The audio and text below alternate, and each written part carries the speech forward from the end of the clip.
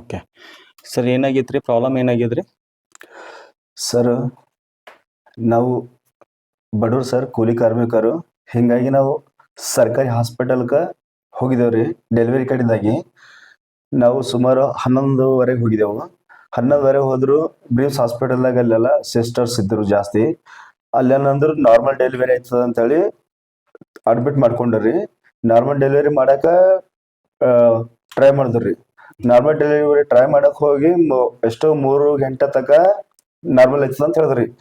3 ಗಂಟೆ ಹತ್ತಿಗ್ಲಿ ಅವಾಗ ಅಂದ್ರು ನಾರ್ಮಲ್ ಆಗಲ್ಲ, ಕ್ರಿಟಿಕಲ್ ಅದ, ಇದನ್ನ ಸಿಸರಿಗೆ ಮಾಡ್ಬೇಕು ಅಂತ ಹೇಳಿದ್ರು. ಆಯ್ತ್ರಿ ಮೇಡಮ್, ನೀವು ಯಾವ್ದು ಅಂತೀರಿ ಹಂಗೆ ಮಾಡ್ರಿ ನಾವು ಅಂತ ನಾವು ಒಪ್ಕೊಂಡವ್ರಿ.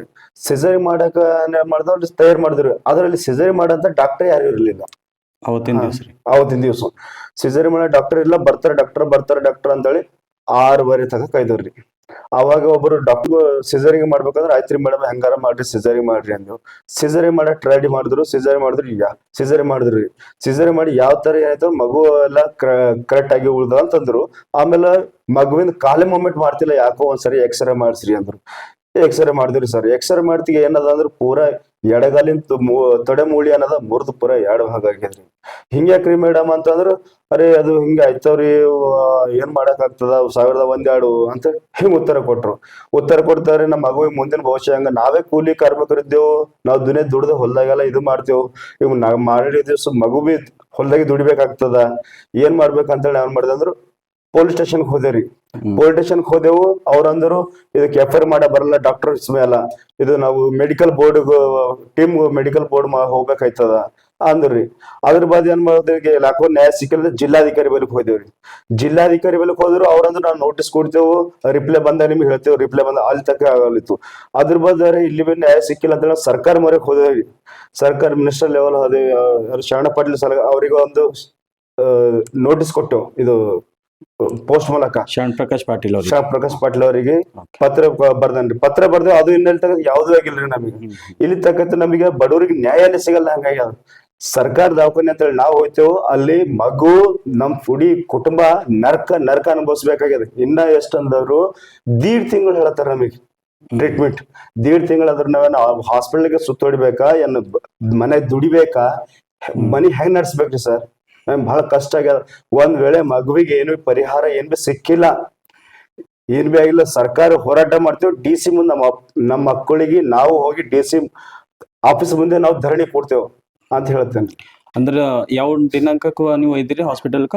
ನಾವು 28ಕ್ಕೆ ಒಯ್ದಿರಿ. ಯಾರು ಡಿಸೆಂಬರ್. ಅವ್ರ ಏನಾಗ್ಬೇಕ್ರಿ ನಿಮಗ? ನಮ್ಮ ಅತ್ತಿಗೆರಿ, ನಮ್ಮ ಅಣ್ಣವ್ರು ಹೆಣ್ತೀರಿ, ಅವ್ರೆಲ್ಲ ಕೆಲ್ಸ ಮಾಡ್ತಾರ್ರಿ. ನಾವೇ ಜನ ಓಡಾಡ್ತೇವೆ ಅಂತ ಹೇಳಿ ನಮಗೆ ನಾನೇ ಹುಷಾರಿಟಿ ಇರ್ತೇನ್ರಿ ಎಲ್ಲಕ್ಕ.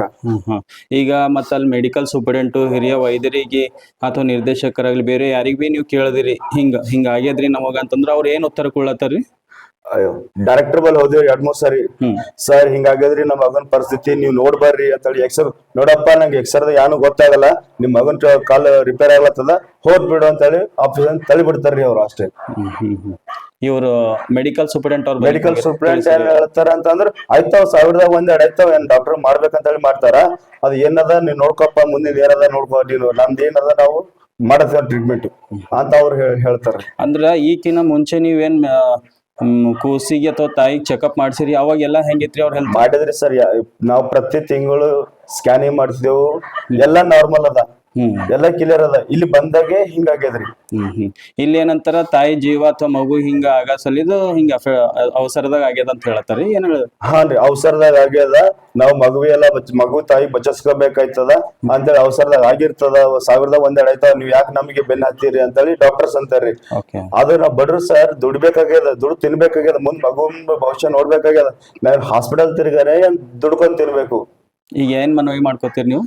ನಮ್ಮ ಮನವಿ ಏನದ, ನಾವು ಸರ್ಕಾರ ಹಾಸ್ಪಿಟಲ್ ಅಂತ ಹೋಗಿದ್ದೇವೆ. ಸರ್ಕಾರ ನಮಗೆ ಈ ತರ ಆಗ್ಯದ, ನರಕ ಅನ್ಭವಿಸ್ಬೇಕಾದ. ಇದಕ್ಕೆ ಸರ್ಕಾರ ಹೊಣೆಗಾರಿ ಇರ್ತದ. ಸರ್ಕಾರ ನಮಗೆ ನ್ಯಾಯ ಕೊಡ್ಬೇಕು, ಅದಕ್ಕೆ ತಕ್ಕ ಪರಿಹಾರ ಕೊಡ್ಬೇಕು. ಇಲ್ಲ ಅಂದ್ರೆ ನಾವು ಜಿಲ್ಲಾ DC ಆಫೀಸ್ ಮುಂದೆ ನಾವು ಧರಣಿ ಕೊಡ್ತೇವೆ, ಮಗುವಿಗೆ ತಗೊಂಡ್ ಕೊಡ್ತೇವೆ ಧರಣಿ.